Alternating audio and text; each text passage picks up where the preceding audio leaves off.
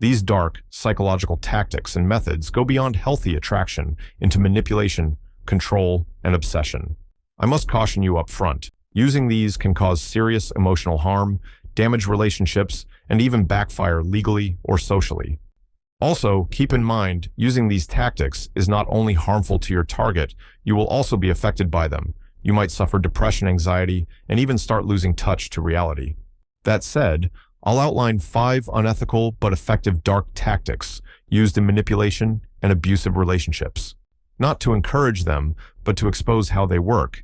So when someone else tries to use these dark psychological tactics on you, you can recognize and defend against them and say, "Go fuck yourself. I already know what you're trying to do."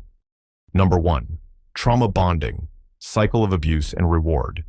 Trauma bonding is a strong emotional connection that develops between a person and their abuser due to a pattern of abuse followed by positive reinforcement, making it difficult to leave the relationship.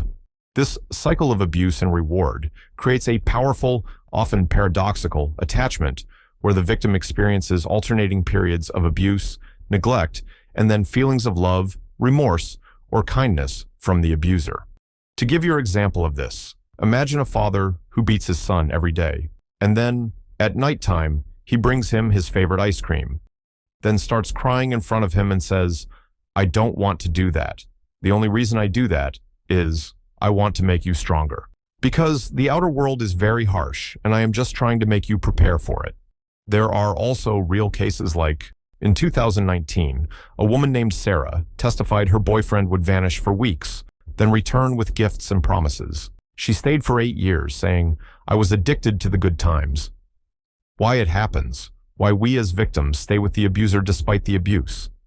The brain's reward system is triggered by the positive reinforcement, even if it's after a period of abuse. This can create a sense of hope and anticipation for the next period of positive interaction, making it difficult to recognize and escape the abusive relationship. Victims who develop trauma bonds are often unable or unwilling to leave these relationships. Many abuse victims who experience trauma bonding return to the abusive relationship. But how can you break the bond? Breaking free from a trauma bond requires understanding the cycle, seeking support from a trusted support system, establishing healthy boundaries, and rebuilding self-esteem. Number 2, isolation and control. Manipulators will systematically cut you off from your friends, family, and hobbies. They use phrases like, "Your friends are toxic. They don't understand you. I am the only one who understands you. Your family members are so controlling they don't see your real potential, and even I think they don't want you to be successful." Their criticism never stops for your social support until they become your entire world. There is also a book called The Art of Seduction, in which the author Robert Greene talks about the same concept. He said, "Take your target to a country or a place where you know every road and corner, but the target of yours knows nothing about it, and they will depend on you for everything and you will be their world." But psychologist Robert J. Lifton calls this milieu control a key tactic in cult indoctrination. The Next IVM Cult, 2018 trial, where the members were forced to cut off contact with their family, branded with the leader's initials, and isolated in introspection rooms for dissent. But that's not all. In an abusive relationship study journal of interpersonal violence in 2016, 73% of survivors reported partners sabotaged their friendships early on by saying, "Your friends just want to break us up." Be aware of these manipulators, because when they leave, you will have no one to go back to. Number 3, intermittent reinforcement, slot machine effect. Intermittent reinforcement happens when rewards are given sporadically and unpredictably instead of on a consistent schedule and behavior. This principle was first studied by psychologist B.F. Skinner, who found that animals in experiments were far more motivated to perform a behavior when rewards were given intermittently rather than consistently. Why? Because the unpredictability creates anticipation and excitement, which keeps us coming back for more. Think of it like a slot machine. Every now and then, you win big, but most of the time, you lose. Yet that occasional win keeps you pulling the lever. From an evolutionary perspective, our brains are wired to seek out rewards, but dopamine, the feel-good brain chemical, isn't just released when we get the reward. Instead, it's released in anticipation of it. That's why the possibility of a reward can sometimes feel even more thrilling than the reward itself. For example, take social media apps like TikTok and Instagram. You are very motivated to use them before opening. You're thinking in your mind, I am going to find a funny video or an educational video or some adult content.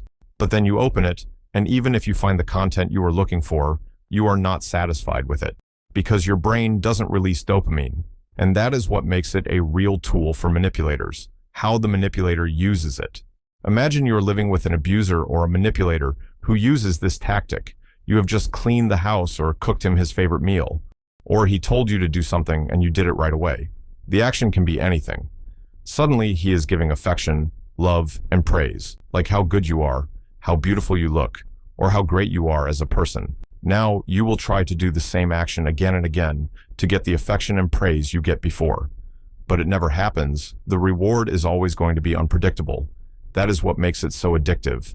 And that is also the reason why people stay in abusive relationships and toxic workplaces, because you don't know when your boss will praise you again. Number 4, gaslighting.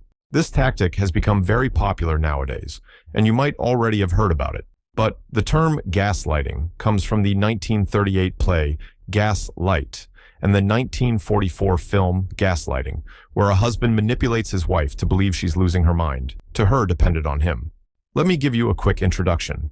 Gaslighting, a form of psychological manipulation, involves deliberately distorting reality to make someone question their own sanity or perceptions. It's a coercive tactic used to gain control over a person, often in intimate relationships, by undermining their sense of reality. How manipulators use it.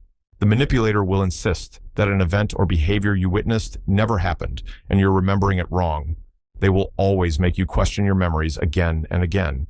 And over time, you begin to believe that there is something wrong with you because one of the most important people in your life is telling you this. The impact of this effect on your brain is very horrible. You will have trouble making even simple decisions, constantly second-guessing yourself, blaming yourself for the way the other person treats you, believing that you are too sensitive, questioning your own feelings, judgments, and observations, feeling lonely and trapped, doubting your own memory and sanity, staying silent rather than speaking up about what you think or believe, being on edge and feeling threatened all the time, starting to believe what the gaslighter tells you about yourself, that you are crazy or stupid, thinking you can't do anything right, engaging in negative self-talk, and feeling disappointed in who you have become. Number 5, triangulation, jealousy, manipulation. Triangulation in psychology is a manipulative strategy that involves a third person in a conflict between two people, frequently leading to emotional distress and relationship problems. This tactic is used by individuals to control the narrative and maintain power within a relationship. By involving a third member, the manipulator can create divisions and tensions that serve their own interests. In simple words, the manipulator will start to mention his past ex, how she recently had a star texting him again, how she wants to meet him just as a friend. Now, this will create jealousy and fear in his girlfriend's mind of losing him, and she will start to put more effort in the relationship to keep it safe from X. The X shouldn't have to be a real person, it can be a fake tale. Still, it will have the same effect. And this is a well-researched concept. The 1992 study by Buss and others show a link between jealousy and mate-guarding behaviors. Based on evolutionary logic, it was predicted that male jealousy would be more concerned with sexual infidelity, and female jealousy would be more concerned with emotional infidelity. Then they ran an experiment where they found it was true. You can see the manipulator can even use the biological psychology of yours to manipulate you.